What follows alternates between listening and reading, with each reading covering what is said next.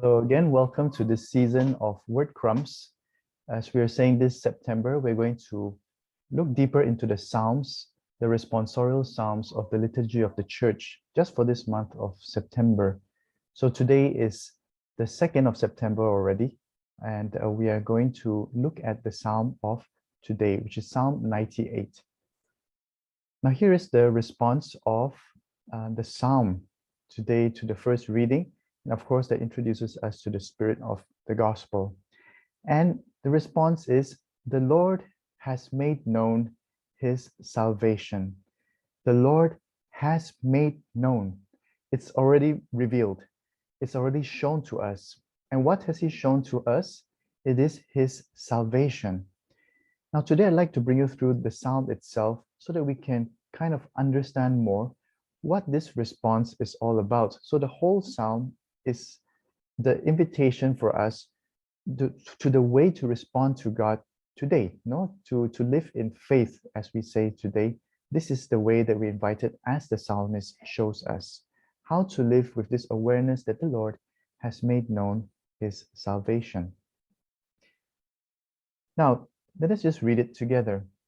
The Lord has made his salvation known. In the sight of the nations, he has revealed his justice. He has remembered his kindness and his faithfulness toward the house of Israel. Let's go to the next slide. All the ends of the earth have seen the salvation by our God. Sing joyfully to the Lord, all you lands. Break into song, sing praise. And the last strophe. Sing praise to the Lord with the harp and melodious song, with trumpets and the sound of the horn. Sing joyfully before the King, the Lord. And we can go back to our response, which is, the Lord has made known his salvation.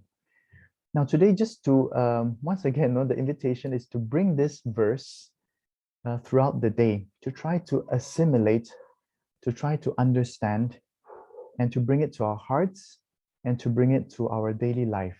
As we said, like the cows, to keep on regurgitating the message and bringing it to our practical realities. What does it mean that the Lord has made known his salvation? What is salvation in the first place? Now, we know that in our faith, especially in our Catholic faith, salvation is not just spiritual. Salvation, in fact, comes from a Latin root which means health. Salvation, salud, and health has a lot to do with physical and spiritual healing. So when we say that the Lord brings salvation, it means he brings both physical and spiritual healing. Now, when we look at the ministry of Jesus in the scriptures, if we read the Gospels, if we read the Bible, we will notice that Jesus does two kinds of healing at the same time. And it is always physical and spiritual. And somehow, his message is for us to live healthily. Healing means he wants us to be healthy, both physically and spiritually.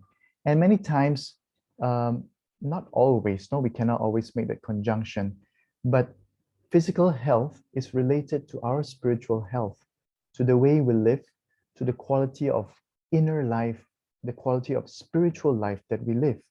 And it's kind of interesting to note that there was a study done on those people who go to Mass every day. They seem to live healthier emotionally, but also physically. So there is a strong connection between physical health and spiritual health. And this is salvation. So salvation, the Lord has made known his salvation. How do we know? We say he has made known. Where do we know? How can we know that God brings us salvation and brings us health? And here I would like to bring out a word that we are all very familiar with, and that is blessing. How do we know that the Lord has made known his salvation? It is through the way that He blesses us. He blesses us with health. And I don't know whether you would agree with this or whether you believe this, that those who really come close to God are blessed. We say that God's love is unconditional and He loves everybody in the same way. As the Gospel of Matthew says, He causes the sun to shine on the good and the bad alike. So somehow God's love is offered to everyone. But there is still another mystery here in our faith, which is why we pray, which is why we do good works, which is why we learn to forgive, why we learn to sacrifice ourselves for the sake of others, and to follow the path of Jesus, because He blesses those who come close to Him. God blesses those who come close to Him. Do you believe that God blesses you even more when you pray? Do you believe that He blesses you more when you do what is pleasing in the eyes of God, what is right, what is just, what is loving? Now, when we say that God blesses us more when we do all these things that we are taught by Jesus, it doesn't mean that we can twist God's arm. It doesn't mean that we can force Him to do what we want. It doesn't mean that our prayers are always answered in the way that we like. But it does mean that we believe that somehow He's blessing us in the midst of everything, whether it happens according to our liking or not, that somehow He's still there. How does He bless us? Let us go back to the psalm again. Just look at the second strophe here. He remembers His kindness and His faithfulness. And in the first strophe, the last word is justice. The Lord blesses us by doing justice. God is just. He does not forget the good that we do as well, or the bad that we do as well. And hopefully we are moving away from that. But He's very just to the good that we do, and He blesses those who do justice. He's fair in that sense. He remembers His kindness. He is still faithful. And so His faithful presence, whenever we call out to Him, He's there. And He shows us little details of kindness, gentleness, that He's with us, He's helping us. God helps us. This is something so important to remember.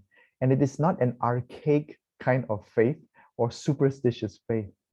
God helps those who come close to Him. Again, I'm not saying that He does whatever we want, and we cannot force Him. God is still God. But when we come to Him, knowing our place before God, remembering we are creatures, especially in this time of pandemic, we know how fragile we are and how much in need we are of help and sustenance.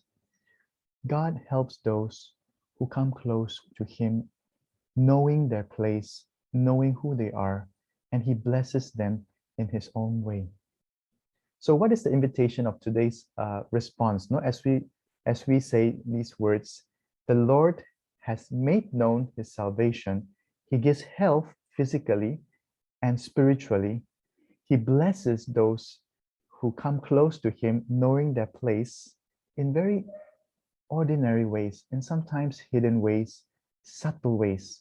But if we open our eyes to see it, to recognize it, we suddenly realize how blessed we are by God. So how can we open our eyes more? Let us go back to the second verse, which I invite you to do this today. The second strophe.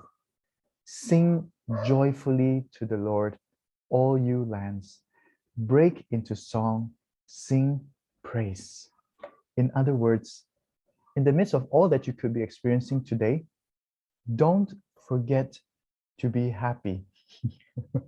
Don't forget, we only have today. Tomorrow, we don't know if we have it. Every day is a gift from God. And God willing, we continue having more days. But as Christians, as people who live in faith, we are asked to rejoice and to celebrate the gift of every day. Sing joyfully to the Lord. Lord, how good you are today. How great it is to be alive. how good it is to have the people around me, sometimes troublesome, sometimes a disturbance, but imagine what life would be without them. So sing joyfully to the Lord, all you lands. Break into song, sing praise. Let us allow joy to fill our hearts today. Let us open our eyes to all the blessings and the salvation that is made known to us by making the act of faith of celebration. Celebrate, that is the Mass. Celebrate with the psalmist. Celebrate the gift of life to God today, telling Him, Lord, how great you are, and recognizing all the blessings that He gives to us, even just today.